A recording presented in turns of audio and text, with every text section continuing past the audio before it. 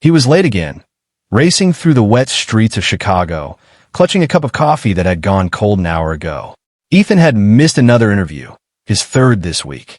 He told himself luck just wasn't on his side anymore.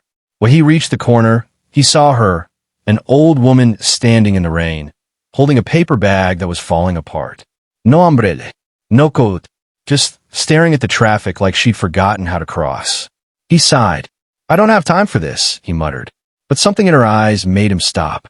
He ran across, helped her hold the bag together, groceries all soaked.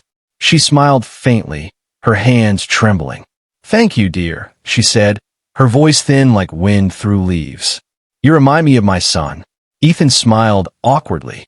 "I'm sure he's lucky to have you." She looked down. He died in this very street. 3 years ago today. Ethan froze. The sound of rain suddenly faded. The traffic light turned green, but he couldn't move. He offered to walk her home, and she nodded. They walked slowly through narrow alleys, the kind that smelled like rain and old memories. She told him about her son, how he used to bring her flowers every Thursday, and how she waited by the window even after he was gone. When they reached her old apartment, she fumbled with the key, then looked at him. "Thank you, Ethan," she whispered. He blinked. "Wait, how did you?" But she was gone. The door creaked open by itself. Inside, the room was dark, empty, except for a single framed photograph on the dusty table. A young man smiling, holding flowers. Ethan's own face staring back at him. He stumbled backward, breath trembling.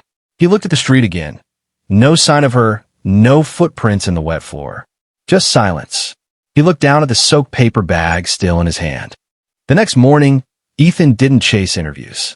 He went home to his mother's grave, laid the flowers down, and whispered, "I met someone who reminded me of you. Some say fate sends strangers to change our path. Others say they're angels who never left." Thanks for watching. Subscribe for more.